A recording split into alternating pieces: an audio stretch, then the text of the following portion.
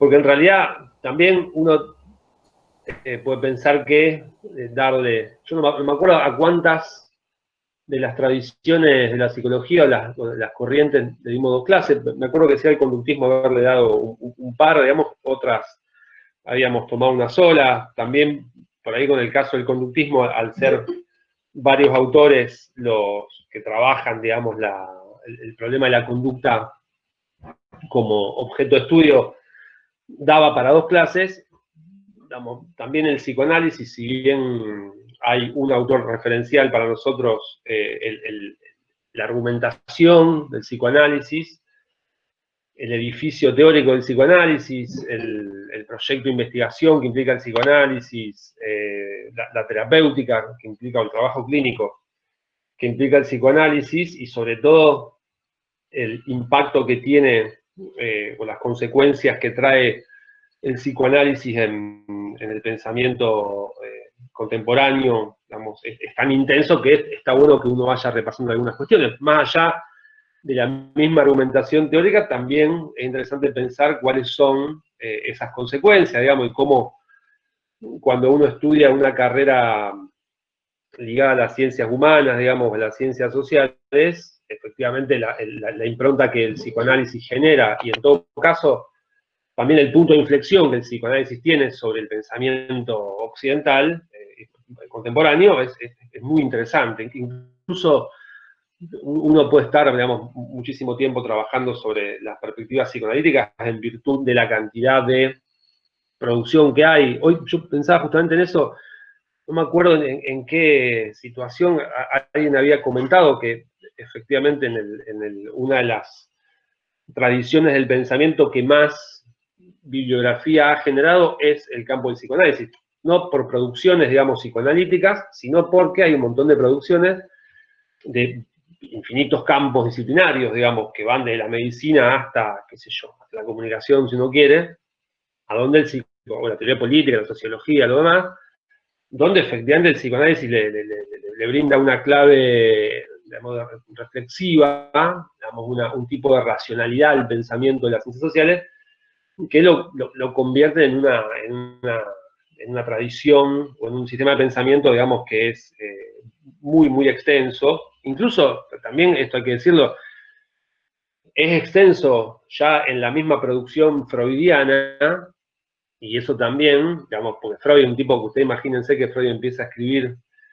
en 1895, las primeras ediciones, digamos, hay ediciones que son previas a lo que uno lee editado por las ediciones que uno está acostumbrado a manejar, pero calcula de 1893 hasta la década del 30 del siglo XX, digamos, son 35, 40 años de teoría, digamos que, por supuesto, como buen intelectual, Freud va trabajando sobre diversas dimensiones, digamos, cambia algunas concepciones teóricas en el camino, reformula algunas cuestiones ligadas al aparato psíquico, entiende que los aportes del psicoanálisis también, él como intelectual, digamos, de su época y como hombre reconocido de la vida intelectual, sobre todo europea, más que nada, también la americana y después, más tardíamente, el ingreso a Latinoamérica, pero entonces el tipo, digamos, tiene una producción y un interés que es muy extenso. Entonces, también, en ese sentido, yo quería plantear algunas cuestiones en relación, primero, bueno, decir esto, la importancia del psicoanálisis, que no es comparable, digamos, a la importancia o al impacto o a las consecuencias que trae en el pensamiento occidental contemporáneo las otras escuelas, digamos, no hay ninguna de las escuelas psicológicas, porque también uno puede pensar que el psicoanálisis no queda encorsetado en ser una escuela de la psicología, digamos. Y de hecho, pensar al psicoanálisis dentro del marco de la psicología es un evento que sucede cuando ya Freud había pasado a mejor vida, digamos. O sea, en la perspectiva freudiana, pensar en una psicología, o en todo caso, pensar en que el psicólogo, con la identidad que tiene, en el momento que Freud produce la teoría psicoanalítica, pensar que el psicólogo pueda ejercer una profesión o una actividad clínica ligada a la psicoterapia, el psicólogo, estoy diciendo, no no era una cosa sencilla. Digo, uno tiene que saber también que el psicoanálisis nace en una matriz médica, como Freud era médico, digamos, era médico neurólogo, y su trabajo efectivamente va por ese lado, y después, en todo caso, para el siglo XX hay una extensión y una colonización de cierta racionalidad psicoanalítica. Lo digo en el buen sentido, lo de colonización, no lo digo despectivamente, muy por el contrario. A partir de ciertos intelectuales que se empiezan a preguntar en el campo de las ciencias sociales, de la ausencia de ciertas respuestas, sobre todo ligadas al problema de la conciencia, y de por qué el hombre efectivamente al tomar conciencia de las cosas no acciona como parecía que debía accionar, digamos, como explicaron casi todas las corrientes psicológicas previas. Entonces ahí, digamos, la idea del inconsciente, digo, que es el descubrimiento más importante, es más importante sin duda, digamos, lo que no quiere decir que haya otros que sean menos importantes, hay otros que son tan importantes como el inconsciente. De cualquier modo, el descubrimiento del inconsciente marca efectivamente un antes y un después, no solamente en el psicoanálisis, sino en toda la teorización del pensamiento social, político, psicológico, por supuesto, también médico. Por eso digo, ahí que nosotros trabajemos dentro de una materia como psicología, un problema o una corriente de pensamiento como el psicoanálisis, también tiene que ver con uno debiera poder precisar los modos en los cuales el psicoanálisis penetra o coloniza la psicología, que bueno, es para otra clase, digamos, pero ustedes piensen que no es un camino sencillo el que tiene la psicología para apropiarse del discurso psicoanalítico, e incluso un problema muy fuerte el que tienen los psicólogos para poder habilitar una práctica clínica, digamos, que viene en el corazón de la emergencia del psicoanálisis, pero los psicólogos la reciben muy tardíamente. Digo, en el caso argentino, 10 años después, 15 años después de la primera creación de la carrera de psicología, que acá en Rosario, en la década del 50, digamos, recién en la década del 60, entrada la década del 60, es donde se habilita que efectivamente los psicólogos puedan ejercer el psicoanálisis como parte, digamos, de una identidad profesional en el campo clínico que no se venía hasta ese momento. Incluso también, por eso digo, es para otra clase, pero digo 2 o 3 cuestiones que me voy acordando, porque estoy pensando. También pensar que los primeros psicoanalistas en la Argentina, los tipos que fundan, digamos, la APA, lo demás, son tipos muy reticentes a que los psicólogos efectivamente tengan un ejercicio profesional del psicoanálisis en el campo clínico. Digo, la psicología parece estar reservada a otra dimensión. Eso por ese lado. Por otro lado, bueno, también capaz que esto es una la ventaja que uno tiene cuando da clase de estas cosas es que puede darle una reverberancia a algunas opiniones que uno tiene acerca del psicoanálisis, y entonces, en ese sentido, yo puedo decir que para el siglo XX, dentro de las 19 y 20, digamos, dentro de las producciones del siglo XIX y XX, de las más importantes, y hay, a mi criterio, digamos, hay más de 3, digo, hay 3 autores que son los puntos de inflexión en el siglo XIX y XX. Uno es el pensamiento marxista, otro es la filosofía nietzscheana. Ustedes saben que Nietzsche se muere en 1900, digamos, con lo cual la muerte de Nietzsche inaugura un siglo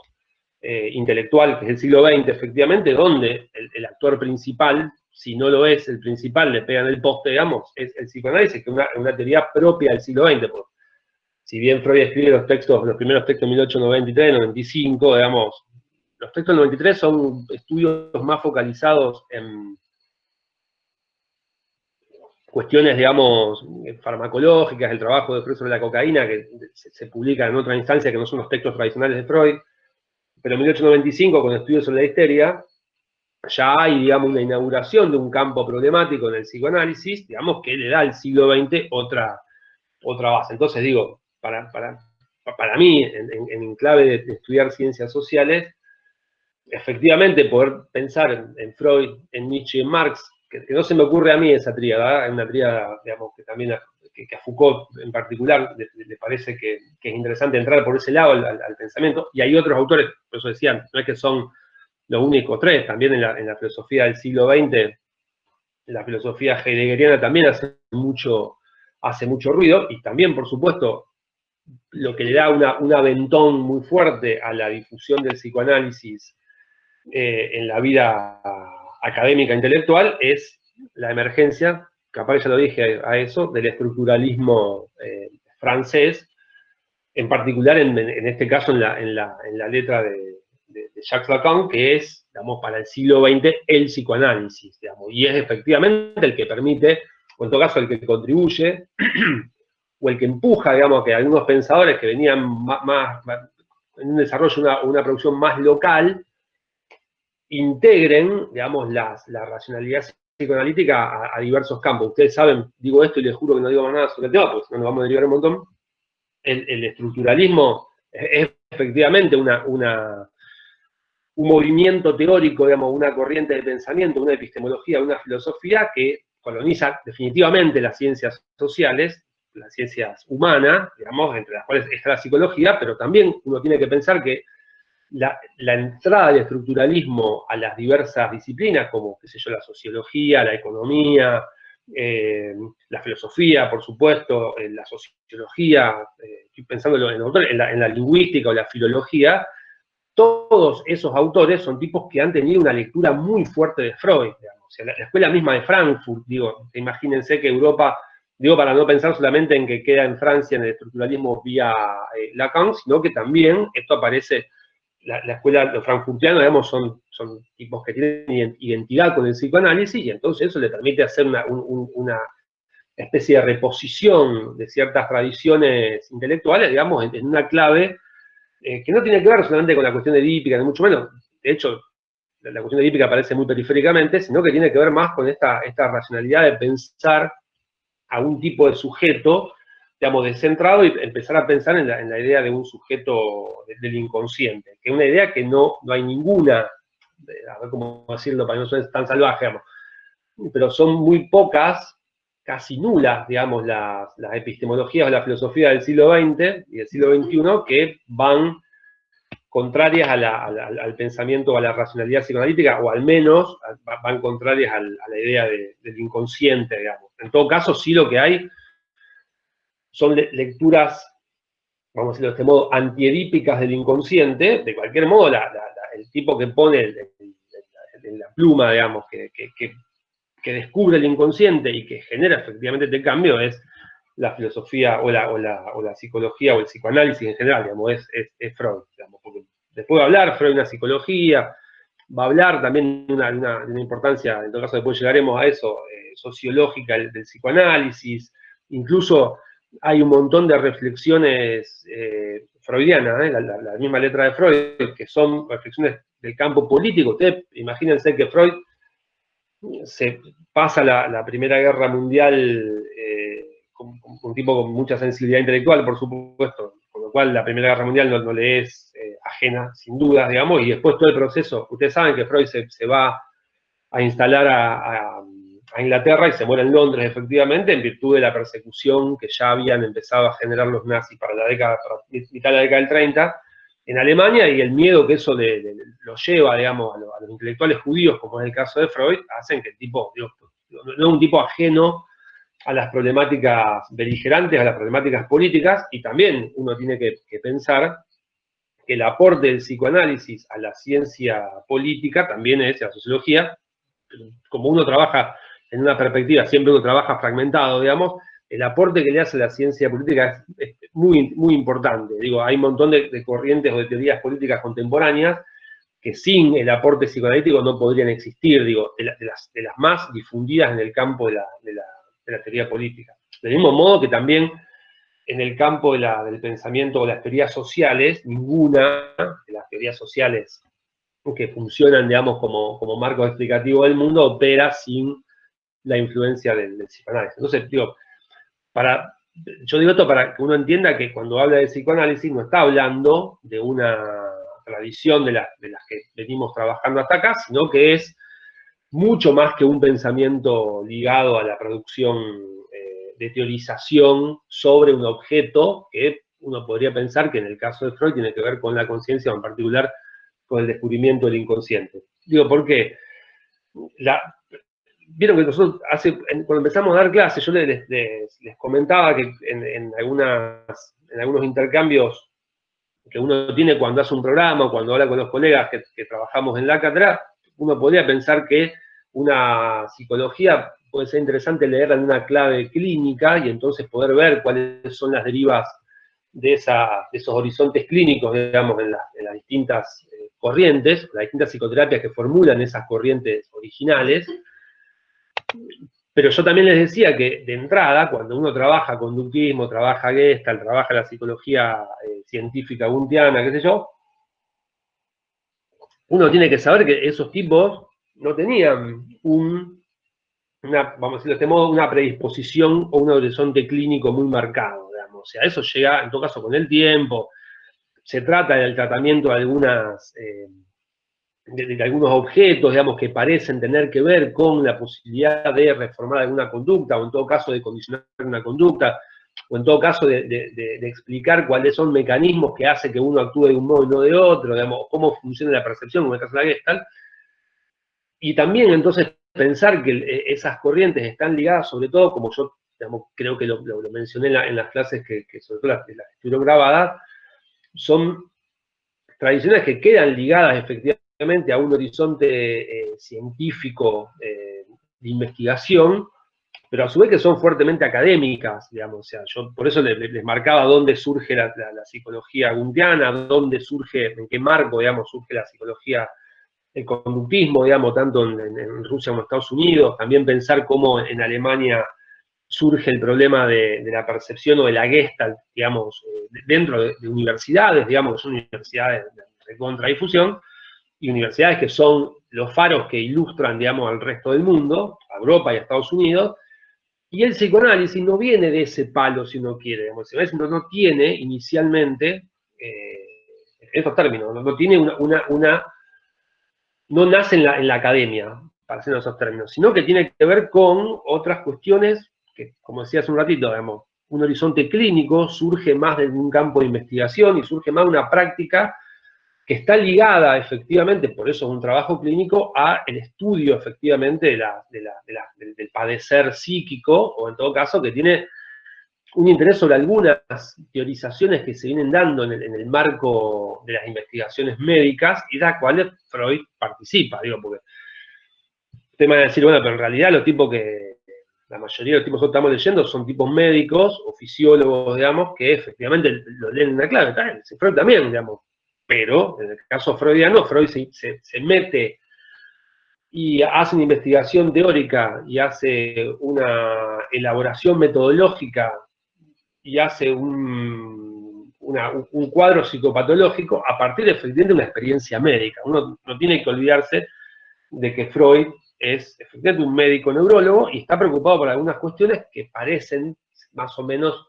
estar en consonancia con los otros autores de las otras psicologías. Quiero decir, una de los puntos de entrada que uno trabaja eventualmente cuando explica o cuando comenta, digamos, estas emergencias de las ciencias, está, digamos, pensándose en qué matriz o en qué epistemología, digamos, tienen que montarse o deben montarse esas corrientes para dignarse de ser ciencias o no, digamos. Y es una preocupación que en el caso freudiano no es tan marcada como en el caso de las otras psicoterapias, digamos, en todo caso, de las otras escuelas de la psicología, donde sí hay en el conductismo, en la Gestalt, un interés muy fuerte por poder demostrar que los tipos tienen un modo de trabajar, digamos, científico ligado a la experiencia en laboratorio, que en el caso de Freud pasa por otra instancia, digamos. Por eso, esto no quiere decir que Freud, siendo médico, digamos, no tenga una preocupación por la objetividad, porque efectivamente lo es. Lo que no hay es una sistematización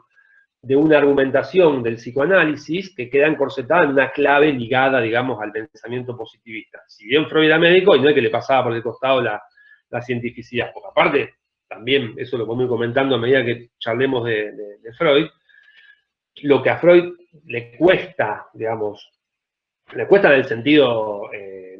subjetivo, pero a su vez en el sentido intelectual y político, digamos, lo que le cuesta la difusión del psicoanálisis y la maduración del psicoanálisis, tiene que, imagínense que el tipo muere lejos de su terruño en virtud de que está perseguido por su posición, digamos, y por su condición de judío, Pero además, el tipo siendo médico y empezando a hablar de cuestiones que la medicina no está acostumbrada a hablar, por ejemplo, qué sé yo, la sexualidad en clave infantil, o la sexualidad en clave, por aparte, no solamente la medicina no está acostumbrada a hablarlo, sino que hay una matriz moral propia del siglo XIX, principios del XX, digamos, que es muy conservadora y que es muy retráctil a poder pensar algunos aspectos de la sexualidad. Y imagínense cuando Freud viene a plantear que la sexualidad o el desarrollo sexual, digamos, se da en la primera infancia, digamos, o sea, es una cosa bastante loca, digo, por eso no es que a Freud, o que el tiempo, vamos a una comparación que siempre son odiosas, digamos, pero ustedes fíjense cuánto tardan los psicólogos de la Gestalt, por ejemplo, en fundar un objeto, una metodología, una experiencia científica. Son 7 años, 10 años, 5, pónganle, de experiencia fuerte, de teorización muy violenta, digamos, con tipos que son unos cráneos absolutos, y después ya, digamos, de hecho, Kohler se dedica a otra cosa, digamos, ya, pero los tipos ya pudieron saber o pudieron dar cuenta de un objeto de estudio que para ellos era suficiente, si uno quiere, en un lapso de tiempo que es bastante corto, a diferencia de la lógica freudiana, donde la producción del psicoanálisis es inaugural para finales del siglo XIX y que se extiende hasta la muerte del mismísimo Freud y que después perdura porque efectivamente las teorizaciones del psicoanálisis suceden todavía hoy en día. Digo, nosotros, qué sé yo, hay cuestiones que uno puede haber leído, como me pasó a mí cuando estudié en la facultad, digamos, teorizaciones que eran de vanguardia para final de la década del 90, qué sé yo, y que ahora ya están completamente superadas, digamos, y que hay otro tipo de teorizaciones, hay gente muy joven trabajando, digo, y hay una renovación intelectual que es muy interesante. También hay que decirlo, esto es una cuestión completamente aparte, que como buen edificio argumental, digamos, y tan extenso y tan vasto, y habiendo habitado tantos territorios del pensamiento social y humanístico, está plagado de cosas berretas, como está plagado, digamos, de cosas berretas también la sociología y la teoría política y lo demás, digamos. El psicoanálisis por ahí habilita a digo, no todo tipo que produce psicoanálisis para el siglo XX o XXI, ¿no? Contemporáneo, digamos, son cráneos porque hablan en lacanés, digamos. No, digamos, saber psicoanálisis y producir teorización implica también otro compromiso con una vida ligada, digamos, a la erudición, que sí Freud entiende que ese es el margen, digamos, de piso para poder establecer algunas consideraciones sobre el psicoanálisis. Quiero decir con esto, Freud era, por ese carácter, digamos, mauracional del psicoanálisis, el costo que tiene para Freud también era un tipo bastante complicado en el sentido de habilitar a quién podía jugar dentro del campo psicoanalítico a teorizar y quién no. El problema es que, por supuesto, muerto Freud, suceden una serie de cosas que, bueno, que por esa maldita costumbre que tienen los hombres de morirse, digamos, a Freud le queda impedido, digamos, de poder legislar algún criterio respecto de qué sí y qué no es psicoanálisis. Aparte, en todo caso, también sería otra clase, digamos, poder pensar cuáles son las consecuencias que tiene después de la muerte de Freud. Las discusiones adentro del campo psicoanalítico son enormes, digamos. Es una serie de producciones y reproducciones de sectas psicoanalíticas que colonizan efectivamente la vida académica y que entonces en algún caso empobrecen un poco el debate y en otro caso, digamos, el debate se ha vuelto maravillosamente interesante. Todavía hoy, digo esto, pensaba, y les juro que termino para decir cosas un poco más sólidas, digamos, esta idea de que Freud era un tipo complicado en relación a cómo habilitaba la participación dentro del juego en el campo psi, Freud se ha peleado con un montón de gente. Digo, ustedes fíjense, qué sé yo, por esta uno hacer algunos paralelismos, hay un montón de intelectuales, incluso yo les dije en un principio, estoy asociando libremente, digamos, diría Freud. En el caso de Nietzsche, de Marx y el mismísimo Freud, los tres tipos, digamos, cuando empiezan a producir teorías con gente que son muy allegados a ellos, digamos, con teóricos, digamos, con intelectuales, digamos, contemporáneos, después también se terminan peleando a muerte con esa gente. O en todo caso, se pelean a muerte o le dan la espalda, o le dan la espalda unos a otros, digamos, y entonces tiene consecuencias drásticas en el pensamiento. Después se hegemoniza por el lado de los autores referenciales. Digo, Nietzsche se pelea con con Paul Ripp, con Wagner, digamos, con los tipos que él tuvo una relación pasional, digamos, intelectualmente, y después los odia y los aborrece completamente, digamos. En el caso de Marx, ya saben, digamos, se pelea con medio mundo, sacando a Engels, digamos, que era así como su hermano, digamos, y como su mecenas, y como su sponsor oficial, digamos, después se pelea con medio mundo, digamos, no queda un marxista, ni siquiera uno de su propia raigambre queda con él. Y en el caso de Freud también, digamos, Freud va abandonando algunos romances intelectuales que el tipo tiene en virtud de la evolución, y efectivamente en virtud de que el tipo es muy tosudo en defender algunos principios que tipos con los cuales él se empieza a formar, después, cuando lo miran de costado, como diciendo, acá como que está derrapando, Freud elige alejarse, o los otros tipos se alejan, digamos, y Freud queda también muy bien parado, digamos. Entonces, lo que uno podría, para decir algunas cuestiones generales de cómo la teoría freudiana o el psicoanálisis, digamos, arranca o se desenvuelve en el tiempo, lo que uno puede pensar es, bueno, inicialmente esta idea de que Freud estudia medicina, digamos, se interesa, por supuesto, por la fisiología, se interesa por el sistema nervioso, digamos, también. Después, el hecho de la práctica médica hace que el tipo tenga ciertos intereses, también los intereses primarios, digamos, originarios de Freud respecto de los desórdenes neuróticos, digamos, y a partir de ahí, sobre ciertas observaciones sobre el campo de la neurosis, hacen que el tipo, digamos, se empape de una serie de problemáticas a donde él se siente habilitado después a hacer su propia teorización, porque esto, vamos a decirlo en estos términos, digamos, cuando Freud entra al campo del desorden mental, digamos, ahí habría, acá cuando uno da en la facultad, que yo estudia psicología, también recorre paralelamente al desarrollo del psicoanálisis cuáles son los antecedentes en la psiquiatría, que son o en la fisiología, pero más en la psiquiatría, que son los campos disciplinarios, o en todo caso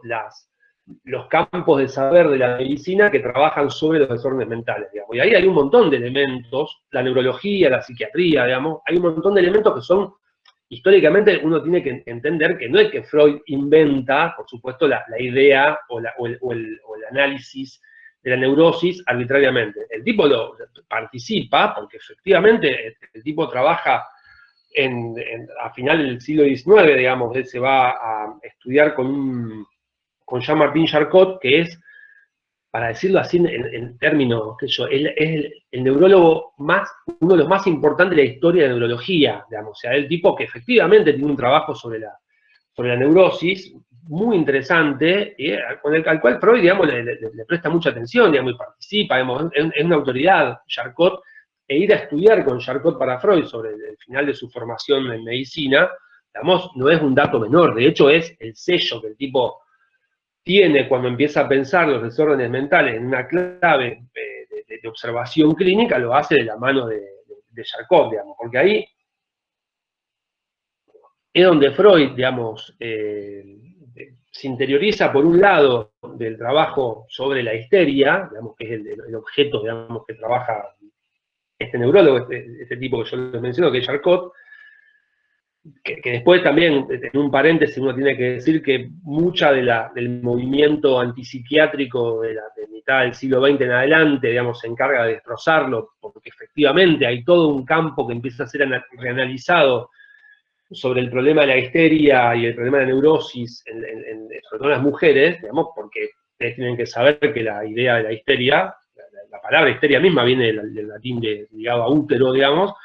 tiene que ver con un desorden que es propio de las mujeres, digamos. Si bien Charcot trabaja sobre la histeria masculina en un cuadro comparativo, y Freud también después, pero ahí hay una ¿cómo decirlo? No, a mí me sale el Foucaultoso de adentro, digamos, pero efectivamente lo que uno se puede preguntar, y sin exceptuarlo a Freud, digamos, y también, digamos, pensar en que Charcot lo estaba haciendo sin tener capaz una posibilidad de mirarlo de ese modo, pero sí uno tiene que ver si efectivamente la histeria como campo o como objeto existe previamente a que haya una normalización, digamos, o previamente a un régimen de verdad que establece la neurología y la psiquiatría respecto al padecimiento mental. No sé si puedo ser claro, digamos. La existencia material de la histeria para Charcot se da por sentado, digamos, mientras que para el siglo XX, sobre todo a partir de la irrupción del estructuralismo, digamos, y poder repensar algunas cuestiones, y también del feminismo, digamos, del siglo XX, del primer feminismo, digamos, de poder poner a pensar si no hay un entramado discursivo que funda un tipo de entidad como la histeria, sin que haya en la histeria un elemento material. Digo, que es como preguntar, digamos, si aparece la locura primero o aparece el discurso psiquiátrico primero. Digamos, aparece la histeria primero o aparece Charcot primero diciendo esa mujer es histérica, e incluso porque hay investigaciones de Charcot que son muy criticadas, donde el tipo, para poder probar algunas tesis neurológicas, induce un ataque epiléptico en la histeria, porque el tipo tenía que encontrar también un anclaje neurológico al desarrollo de los síntomas histéricos. Entonces, todo ese cuadro, que en el siglo XX uno lo tiene más enfrente, para el caso de Charcot y para el caso freudiano, cuando Freud entra a trabajar o va a investigar con Charcot, no está pensando si efectivamente están haciendo, digamos, una fundación de un saber o de un discurso que va a cambiar efectivamente el orden de la percepción del desorden mental, sino que lo están haciendo porque son tipos que están investigando y quieren saber cómo funcionan las cosas. En este caso quieren saber cómo funciona la histeria, digamos. En todo caso, el campo de la neurosis. Porque, dicho sea de paso, después lo podemos trabajar, la histeria se cuenta dentro de lo que son en la psicopatología freudiana, digamos, una de las neurosis. Esta histeria es la neurosis femenina por definición, digamos. Pero, ¿qué le permite a Freud el trabajo con Charcot? Inicialmente, bueno, trabajar sobre poder pensar, digamos, una base de una teoría de neurosis, y también, porque Charcot le comenta a Freud que efectivamente hay, en todo trabajo con la histeria, el tipo se encuentra con que hay una alteración o un desorden, digamos, o algún elemento que a Charcot le hace ruido, pero que no, efectivamente, no le hace un trabajo profundo, que tiene que ver con la sexualidad de las histéricas, digamos. Entonces,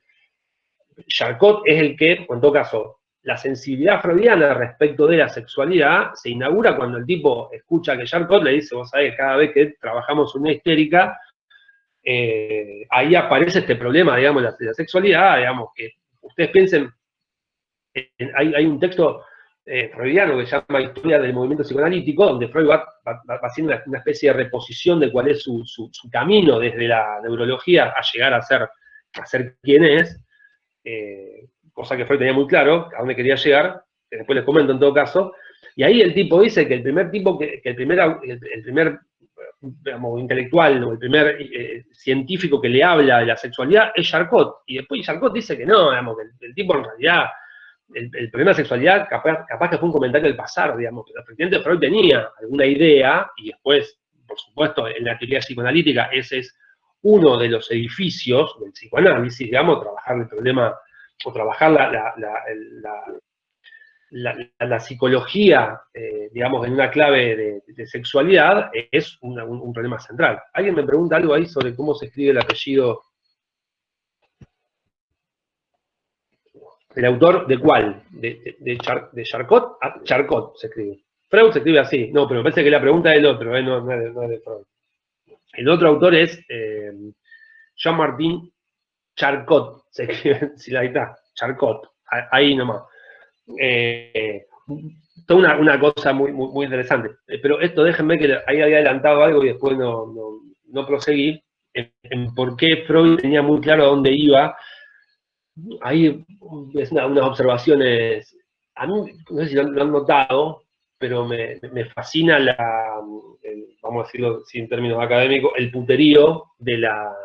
vida autoral, digamos. O sea, me llama mucho la atención cómo esta gente ha sido,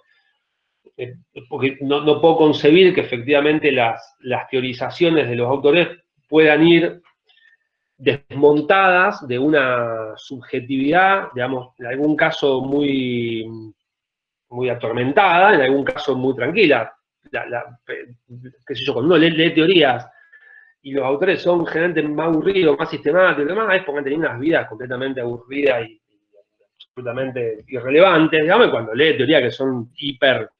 movilizantes es porque los tipos han tenido vidas completamente, digamos, movilizadas. Una de esos casos, haciendo otro término, digamos,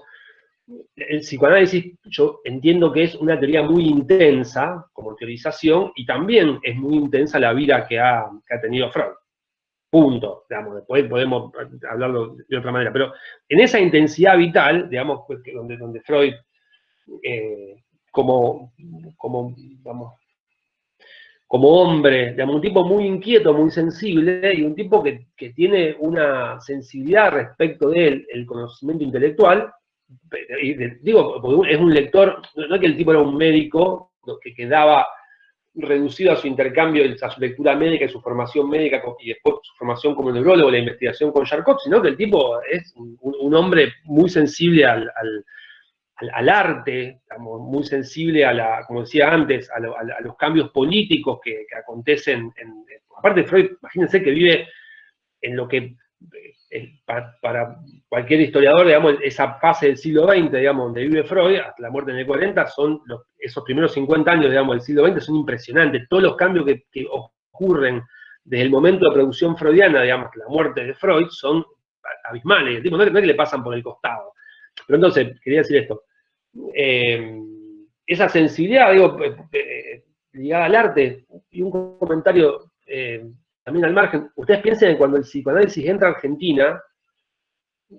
uno de los factores que uno considera siempre para poder pensar cómo penetra el psicoanálisis en los círculos más intelectualizados tiene que ver con que el psicoanálisis entra, por un lado, en un grupo, digamos, que tiene que ver con la cuestión judía en Argentina, pero a su vez, esa penetración se da sobre todo en círculos que están ligados al arte y a la cultura, más que al trabajo médico-clínico, que se reconfigura, por supuesto, después, pero digo, el psicoanálisis tiene un interés, por supuesto, un horizonte clínico, indudable, digamos, pero sí hay un interés, porque el mismo Freud lo decía, digamos, o sea, que un psicoanalista no puede ser un tipo que lea solamente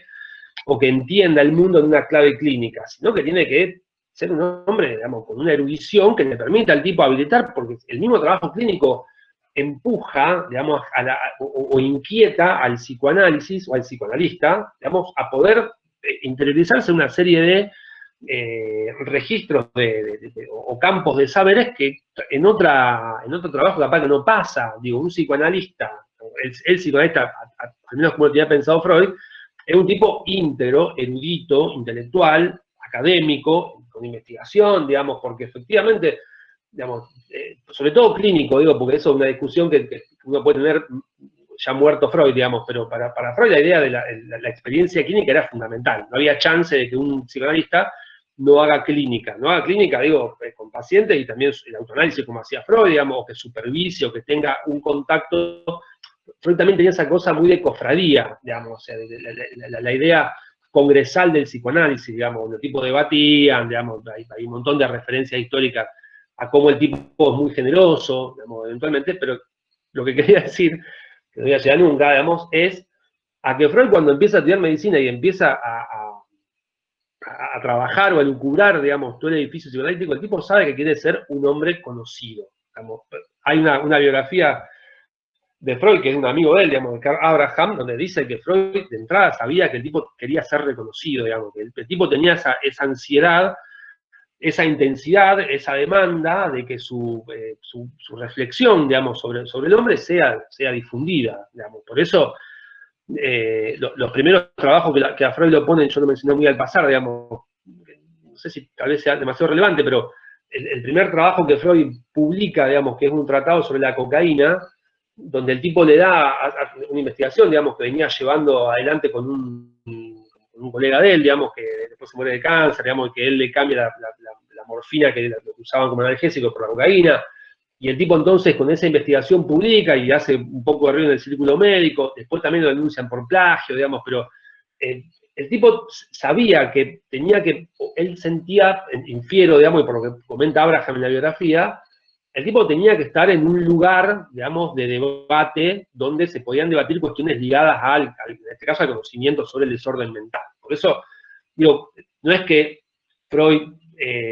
pues yo decía de entrada, el correlato entre la vida intensa de Freud,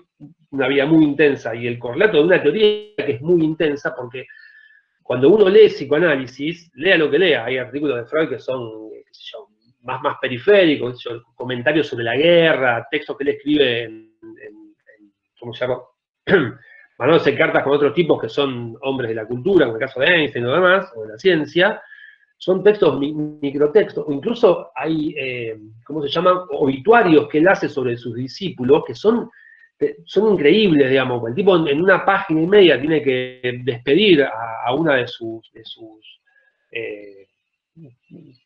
iba a decir pollas preferidas, pero queda mal dicho, digamos, a una de sus referentes, a una de sus discípulas, digamos, más queridas, que es Andrea Salomé, y una mina que se muere muy joven, qué sé yo, y el tipo hace un obituario que es muy intenso, digo, para poder pensar cómo el tipo puede ser intenso en la formulación de una psicopatología como la histeria, hasta en la formulación de un obituario para alguien que el tipo tiene una admiración y una eventual relación sentimental, digamos, y demás. Por eso, digo, el tipo sabía a dónde iba, y eso está buenísimo en un montón de pensadores, porque no es lo mismo que uno arranque sin saber a dónde va, que uno arranque sabiendo efectivamente a dónde va. El mundo se divide en la historia en hitos que se dieron espontáneamente y en hitos que se dan porque el tipo saben a dónde va. En el caso de Freud, el tipo sabía claramente a dónde va, a dónde iba, y también el tipo sobre el final de su vida, incluso en el texto este que yo referí, que es la historia del movimiento psicoanalítico, incluso en el esquema de psicoanálisis, un texto muy tardío de Freud, el tipo puede reponer un camino que al tipo le cuesta, como decía Churchill, sangre, sudor y lágrimas. No es que le pasó por el costado. Pero bueno, primera situación entonces que yo quiero remarcar es esta, digamos, su acercamiento al problema de la histeria, de la neurosis en manos de Charcot. Entonces también ahí con Charcot poder pensar el tema de cierta base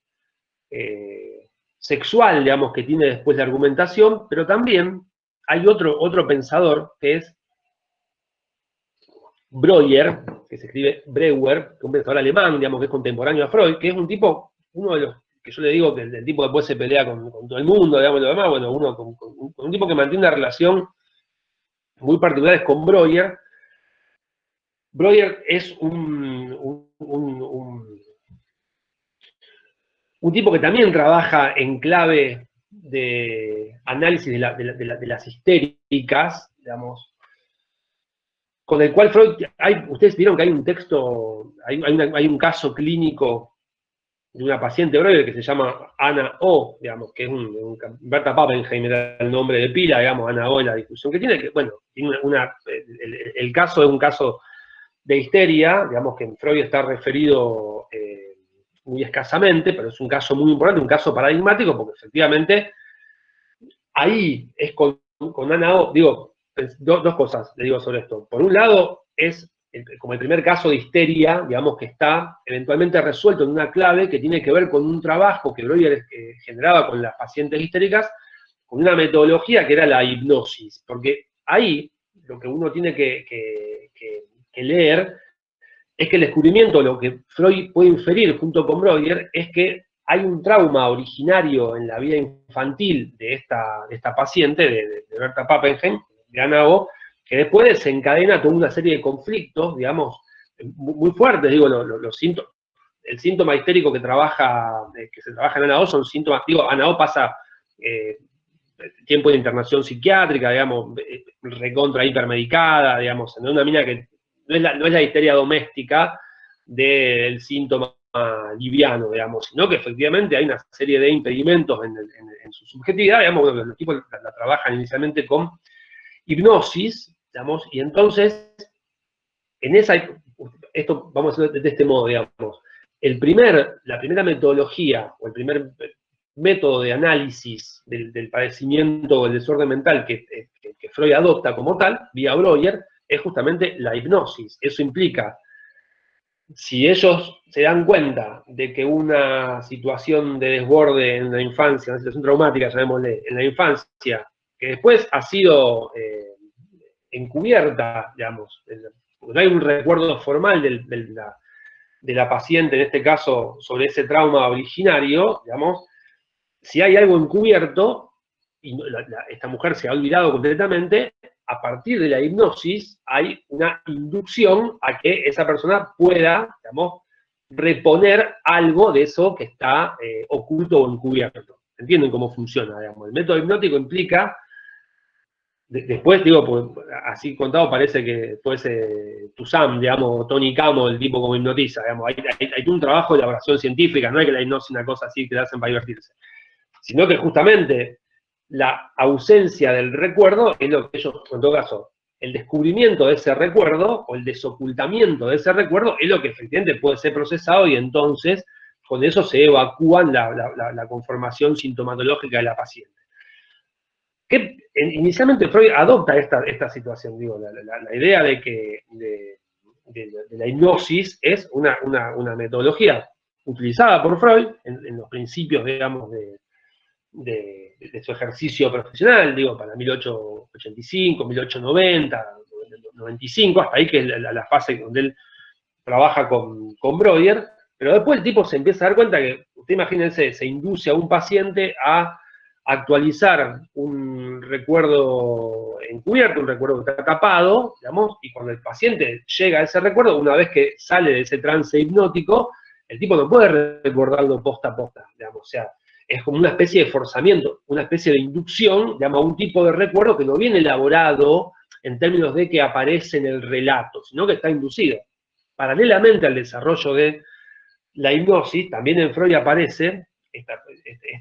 contemporáneamente, digo, paralelamente al trabajo de la hipnosis, aparece lo que se llamó inicialmente el método del relato, donde el paciente, ya así fuera de la inducción hipnótica, empieza a contar cuestiones de su vida, digamos. La famosa catarsis, digamos, el tipo, la paciente, sobre todo mujeres, ustedes piensen que ellos trabajaban, básicamente los casos de histeria en Freud son dos mujeres, al menos en el estudio de la histeria. Entonces, esa narrativa, digamos, cómo aparecen ciertos modos, digamos, de poner en palabras algunos elementos que no saben de dónde vienen, a Freud le empieza a parecer mucho más atractivo como metodología que el método hipnótico, al punto tal que efectivamente una de las tiranteses que ocurre con Freud es esta idea de que Freud dice, para mí, digamos, esta cuestión de la inducción hipnótica no funciona tan cristalizadamente, no tiene tantos beneficios como si lo tiene el método catártico, o el método catártico o el relato,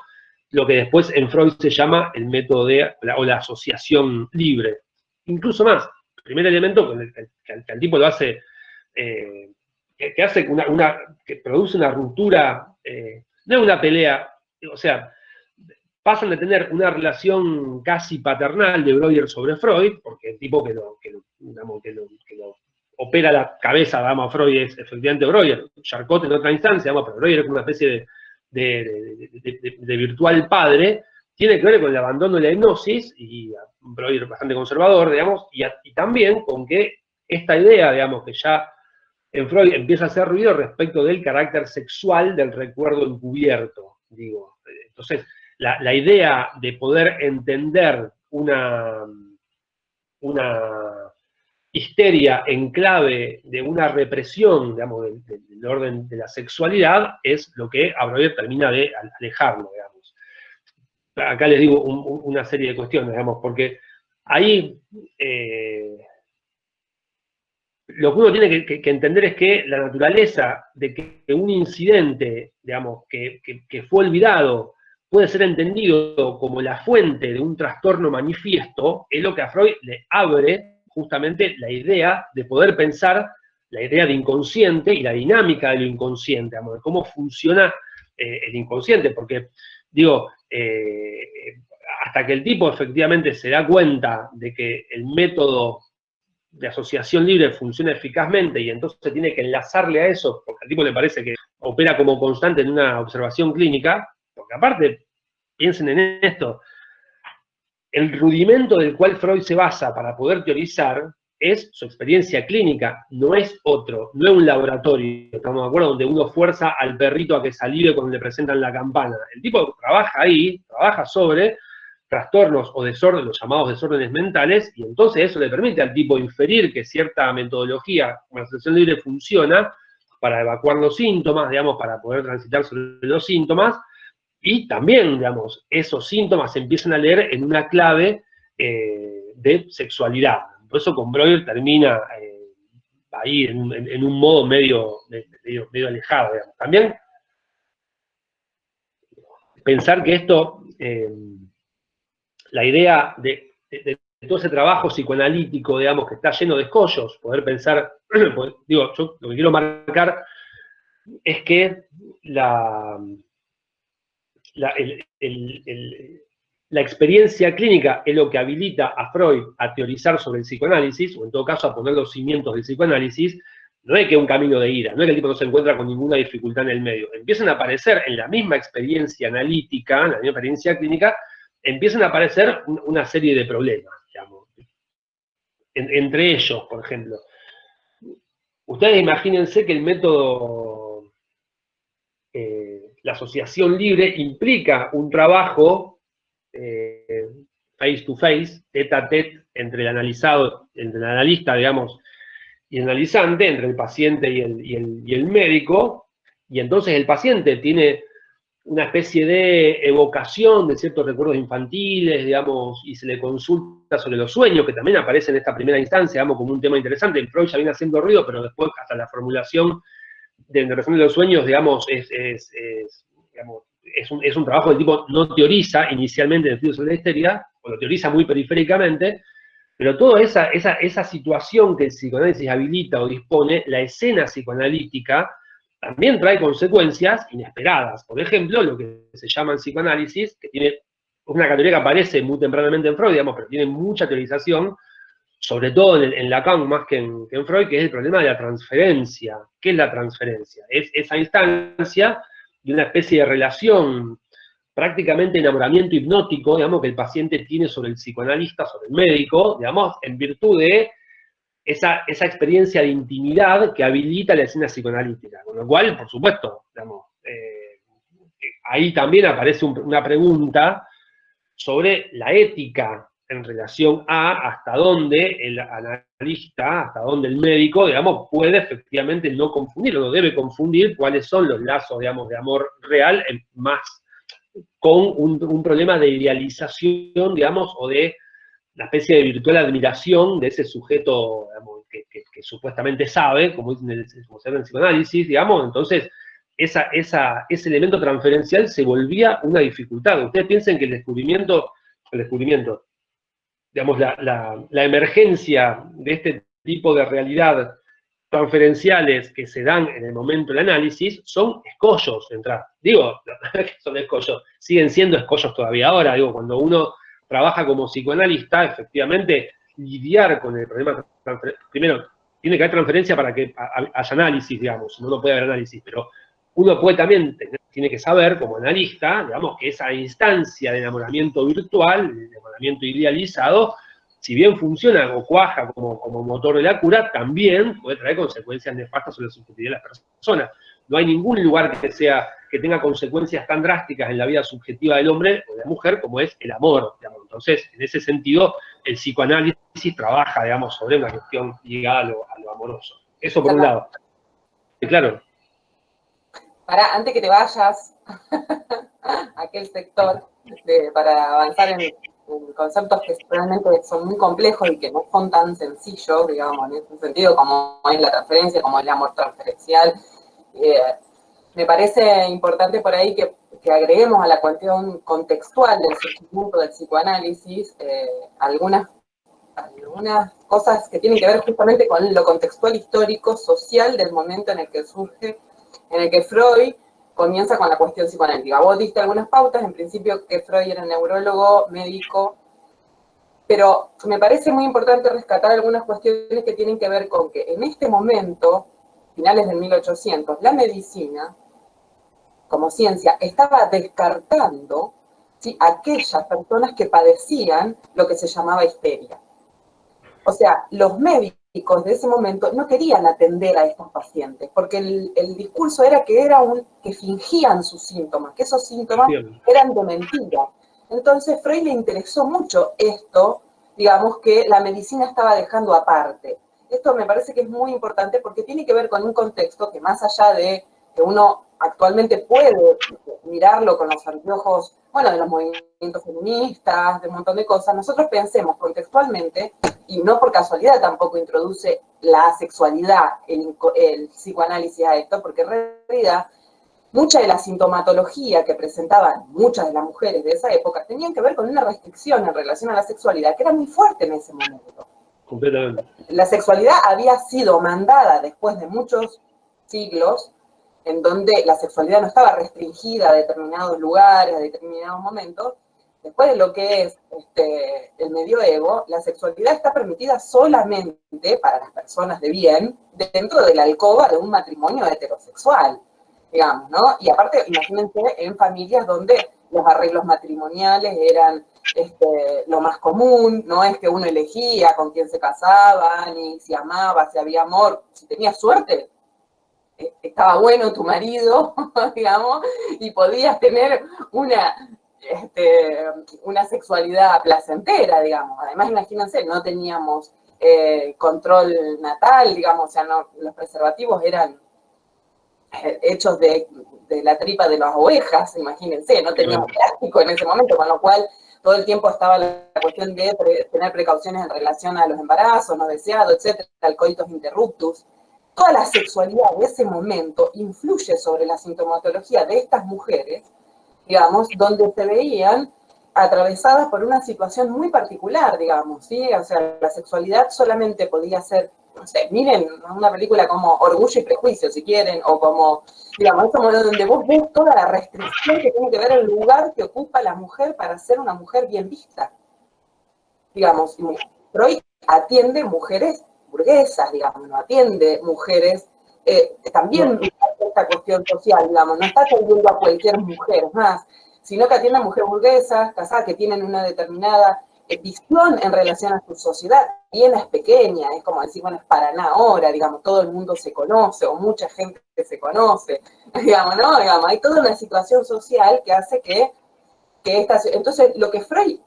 ve es que lo que aparece dentro de la medicina es que los síntomas histéricos, quiero que quede claro que esto no es la histeria como se ha vulgarizado ahora, comúnmente, ahora está vulgarizado el término, sos una histérica, sino que tiene que ver con síntomas específicos y precisos en su momento, como todos nosotros,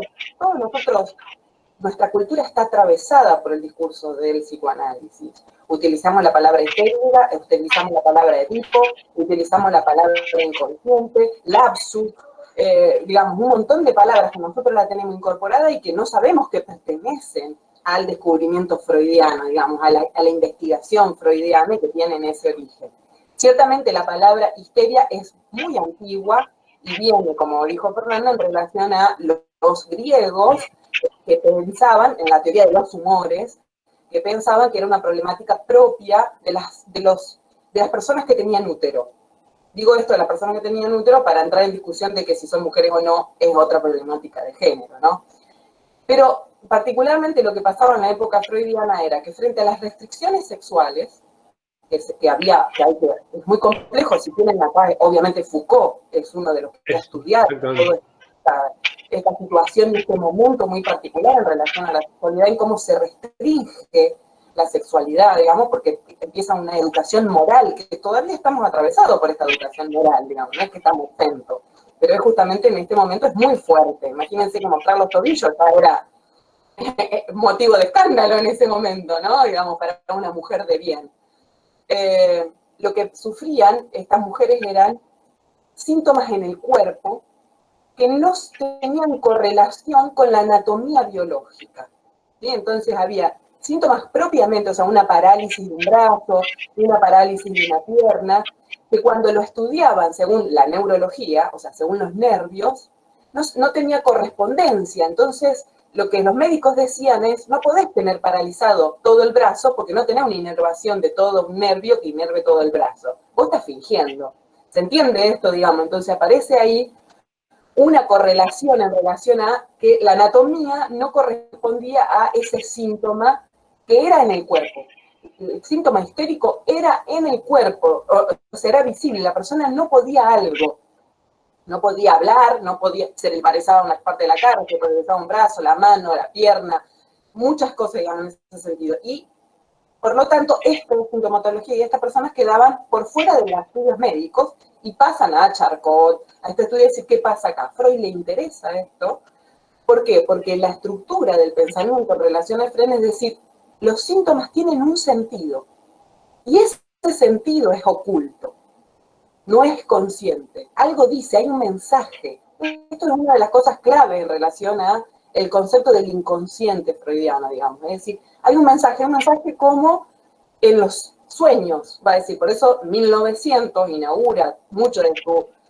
teorización psicoanalítica con interpretar los sueños, que es algo que también la ciencia deja por fuera, digamos. ¿Quién va a interpretar los sueños en un sentido? Para Freud no es que tienen un sentido de predicción, sino que lo que tienen es un mensaje del inconsciente de la persona, y que ese mensaje es a descifrar, digamos, ¿no? Y lo introduce dentro de la clínica en ese punto, pero Freud lo que trata de hacer entre la clínica propia y su investigación es justamente que en la práctica misma va haciendo la misma investigación, en la misma clínica va generando la teoría, digamos. Eso es lo complejo, por eso Fernando por ahí hay que tratar de traducir todo lo que es el psicoanálisis en una clase es muy imposible, pero ciertamente es muy difícil también decidir por dónde empezar a explicar todos estos conceptos y toda la trama que tiene el psicoanálisis. Entonces empieza por algo que está desechado de lo científico, ¿sí? Que es la histeria, más allá que podemos discutir en relación a los movimientos feministas, un montón de cuestiones en relación a esa posición, obviamente que hay cuestiones discutibles, pero Freud toma esto que está desechado de lo científico para poder hacer ahí una investigación. Y comienza esa investigación a partir de eso que está así. Dice, algo hay, un mensaje hay acá para descifrar y lo podemos descifrar. Entonces, incluso si ustedes ven lo que nosotros tenemos en la bibliografía, que es las lecciones de introducción al psicoanálisis, Freud empieza a hablar primero por los actos fallidos y va a decir, ¿qué es un acto fallido? Es aquello que dice la persona que no quería decir. Fíjense acá cómo se distancia de la cuestión de la conciencia. A Freud no le interesa la conciencia. No significa que no esté dentro de la conceptualización psicoanalítica, porque sí, pero lo que aparece, digamos, es que hay ahí un mensaje que la persona, o sea, hay algo que desconoce de sí. Los sujetos, esto es lo nuevo en relación a... Porque no es que el inconsciente es algo no consciente, sino que es algo que está oculto absolutamente para la persona, ¿sí? Entonces comienza con esta cuestión que dice Fernando en relación a la hipnosis, para tratar de desocultar, pero no tiene el efecto que esperaba.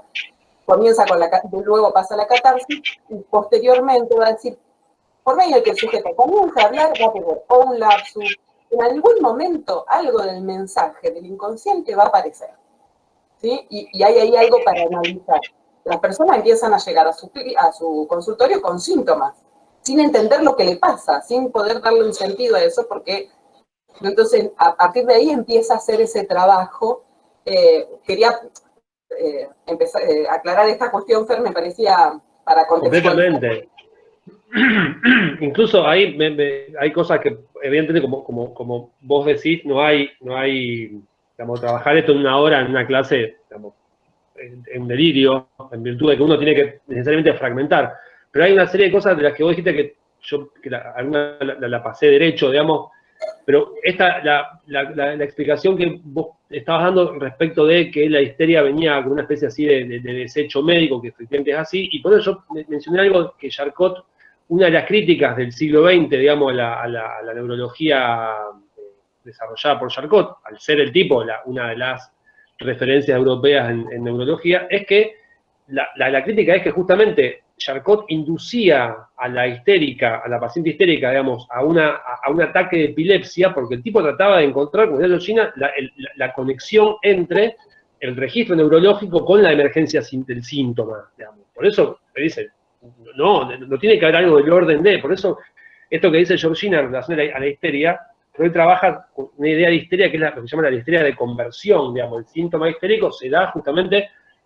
porque se convierte en un elemento corporal algo del orden del oculto, digamos, en este caso del orden de lo inconsciente. Eso me parece que es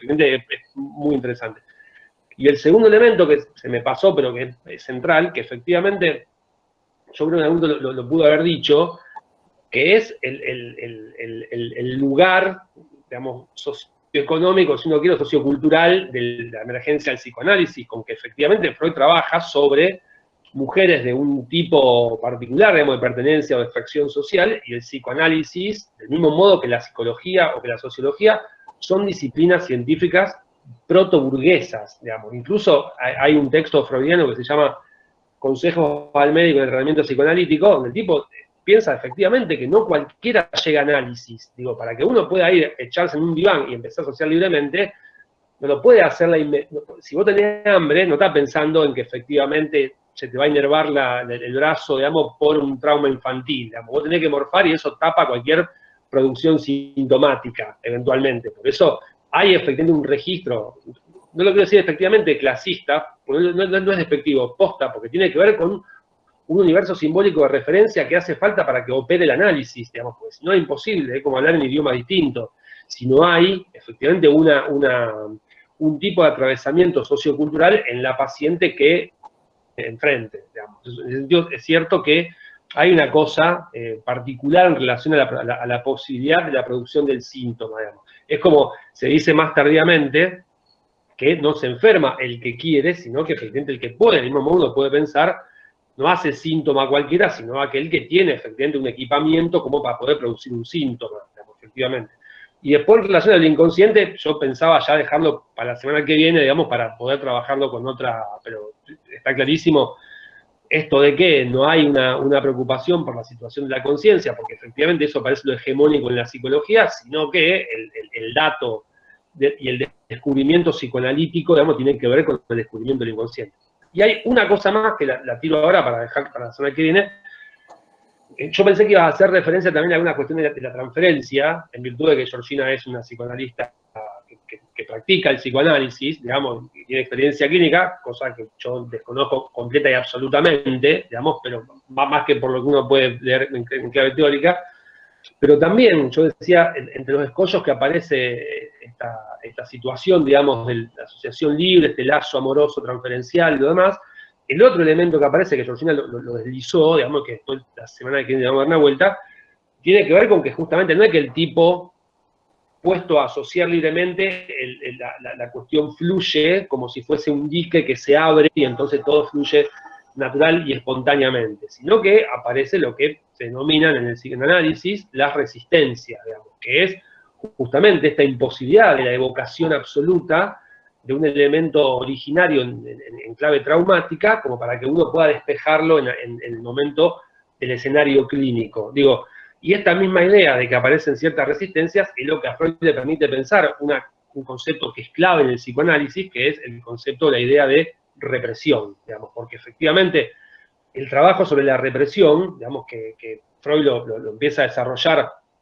en los sueños, por supuesto, a partir del inconsciente y lo demás, pero que después tiene una fuerte, digamos, la parte metapsicológica freudiana, digamos, que se da ya entrado el siglo XX, 1912, 13, 15 en particular, ese codo, digamos, hasta que el tipo llega a reformular la idea de pulsión. La idea de represión es un concepto fundamental porque es el concepto que nos permite a Freud, poder pensar la emergencia de los síntomas. Porque digo esto y después la cerramos acá. Es cierto que vos querías hacer otra cosa,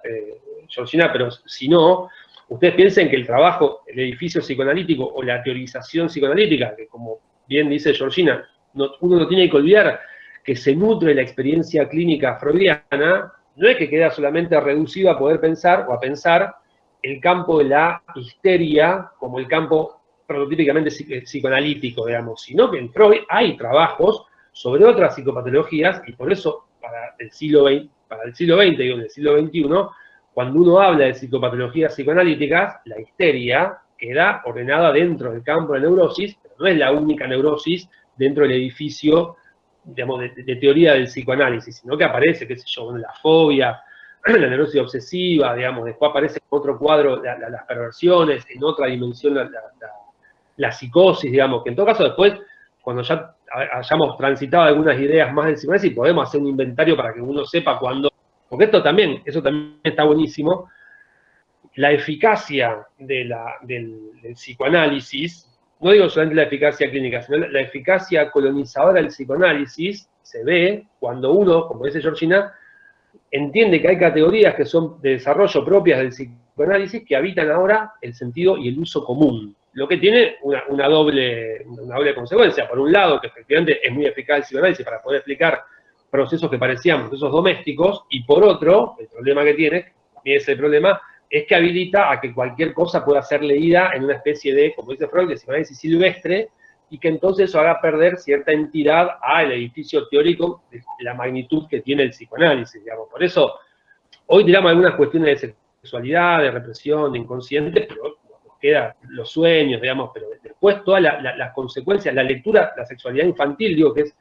central en la argumentación freudiana, digamos, la lectura en clave edípica, digamos, de un tránsito, digamos, subjetivo que Freud lee para poder pensar la idea de un sujeto del inconsciente, es una teoría descomunal. No nos van a alcanzar, digamos, de hecho, habría que dar seminarios sobre el tema para que uno pueda entenderlo, pero sí está bueno que uno sepa cuando el tipo habla de, qué sé yo, porque uno piensa que, pues no, el complejo Edipo queda reducido a el nene se enamora de la mamá y lo quiere matar, digamos, cuando en realidad leerlo en esa clave es una especie como de relato doméstico infantilizado, digamos, de una teorización psicoanalítica que usa efectivamente una analogía con la tragedia griega, porque el tipo entiende que la magnitud de la argumentación de la tragedia griega condice con un tránsito subjetivo, digamos, al cual el niño se encuentra sujeto, digamos.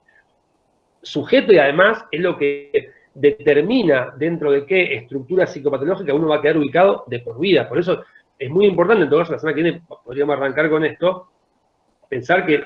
el problema de histeria es lo que al tipo lo lleva, digamos, o le entra, digamos, inicialmente al psicoanálisis, el problema transferencial también, digamos, y también el problema de la sexualidad infantil, además de, por supuesto, el problema del inconsciente. Son una especie así como de los tres pilares, en todo caso, que al tipo le permiten entrar al siglo XX, cuando se edita La interpretación de los sueños en 1900, después 1905 son 3 ensayos, y ahí ya hay una especie de envión analítico, digamos, de la misma producción freudiana, que ya sobre esa racionalidad que el tipo encuentra cuando argumenta sobre estas categorías, le allanan el camino. Decirlo de este modo, que allanan el camino, es una pelotudez, digo, porque no es que el tipo se encuentra, como decía hace un rato, en un camino de ida y que ya el tipo tiene todo despejado. No lo es de ese modo, digamos, pero no, podemos... siempre ha sido muy precavido, siempre hasta que llegué a esta investigación, hasta que he llegado a este punto, todo el tiempo va en su discurso, tiene una escritura muy linda, la traducción obviamente que se pierde un montón de cosas, pero hay cuestiones que él es muy precavido en relación a sus investigaciones, por eso en ese punto también hay cuestiones que siempre han sido para revisar. Vos dijiste un montón de cosas, esta cuestión, cuando muere Freud empiezan los post-freudianos, empieza toda esta discusión, hasta el momento en que aparece Lacan y dice, hay que volver a leer Freud, digamos, o sea, retornar, leer de nuevo Freud con... o sea, la clave psicoanalítica está en Freud, y retoma Freud de nuevo Lacan, es el que hace un retorno, no podría decir el padre en ese punto, pero que hace ver un montón de cuestiones que no estaban vistas y que estaban sesgadas por las discusiones de los post-freudianos de ahí cercanos.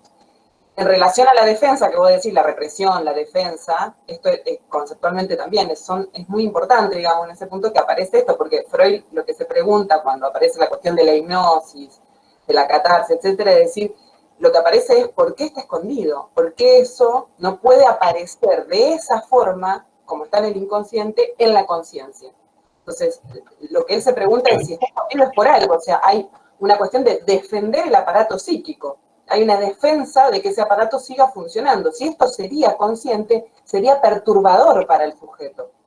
Por lo menos si sería consciente como está en el inconsciente. Entonces es necesario traducirlo, ¿no? Entonces aparece toda esta cuestión de la defensa en relación a al aparato, digamos, ¿sí? Hay muchísimas conceptualizaciones y muchas cosas para profundizar y para que sea más o menos ordenado. De todos modos,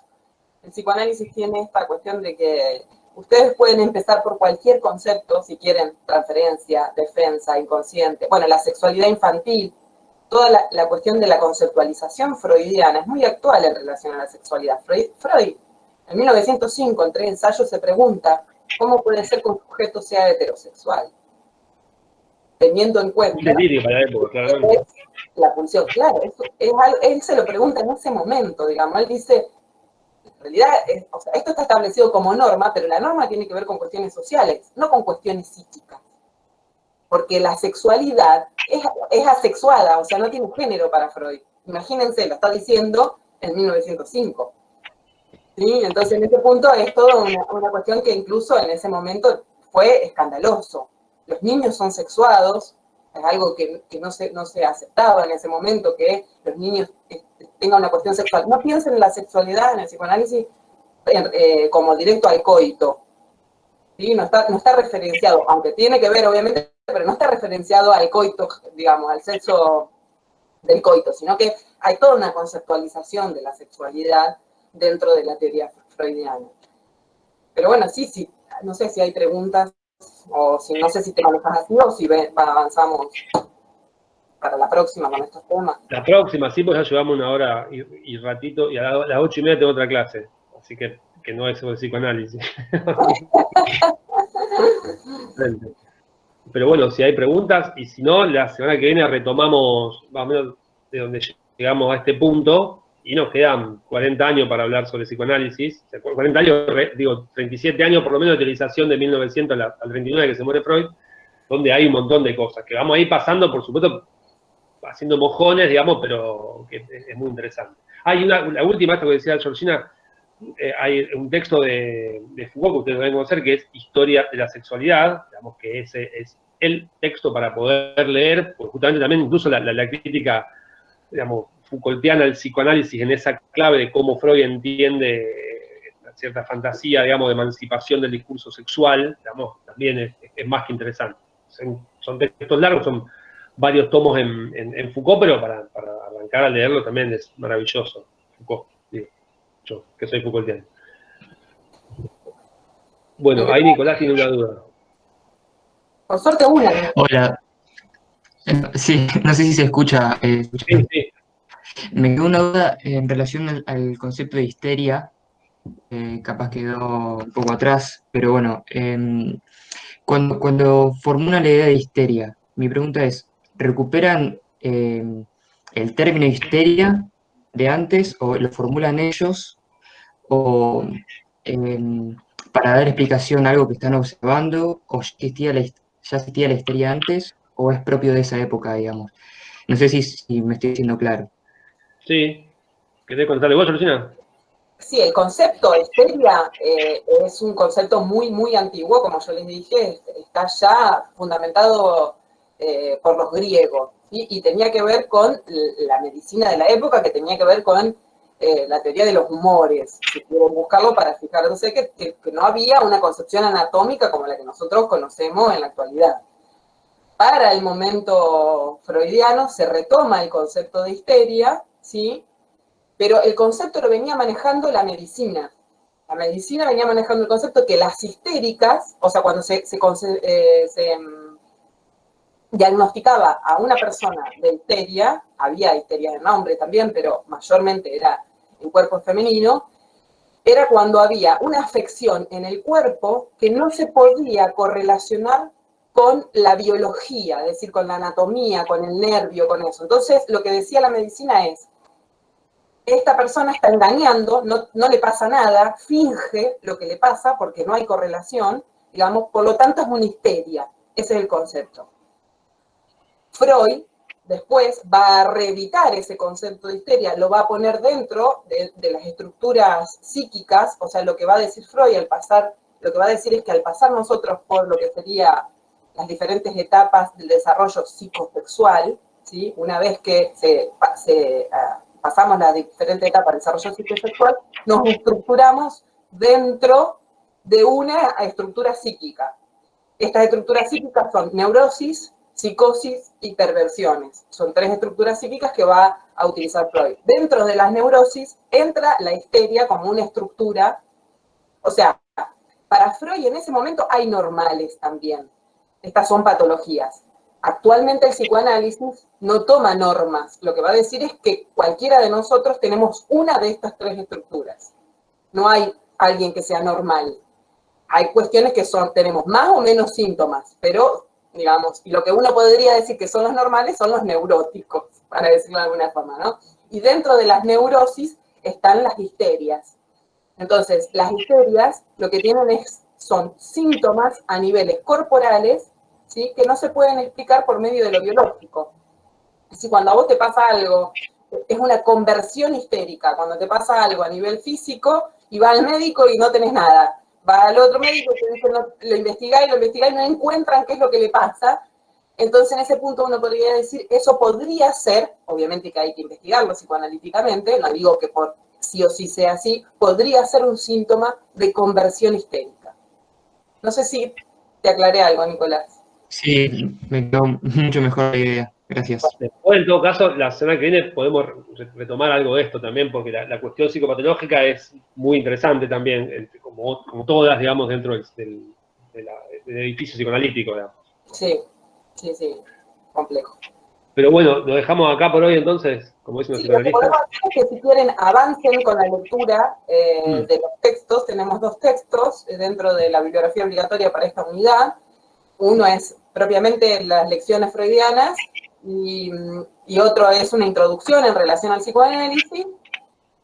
Y también podemos ver si la vez que vienen quieren hacer algunas preguntas en relación a esa lectura también, no sé, ver si vuelvo a hacer, o si no, son dentro de los prácticos, como quieran. Sí, lo vamos viendo, pero todo lo que venga, está bueno esto que dice Georgina, de que puedan avanzar en la lectura del psicoanálisis, de las conferencias, y sobre eso seguramente van a aparecer infinitas inquietudes. Digamos, así que... Aparte ordenan a veces nuestra clase, digamos, porque es tanto y tan complejo, no es que podemos abarcar todo digamos, los otros temas que hemos visto están bien localizados en relación, como decía Fernando, a lo que han investigado. El conductismo, la Gestalt, digamos, está localizado. El psicoanálisis, digamos, tiene una producción muy, muy amplia y todos nosotros, como decíamos, estamos atravesados por esta producción, digamos. Y no es solamente... Abrí esa puerta y se te escapa de las manos. Todo. Siempre Ahí aprendiendo. preguntan, ¿dónde están los textos? Bueno, subiste Ahora van a estar todas las unidades ordenadas en el aula de la... Edu virtual. El Edu virtual, me confundo con todos los otros, en la parte de los teóricos de Fernando. Perfecto, entonces. Nos vemos la semana que viene.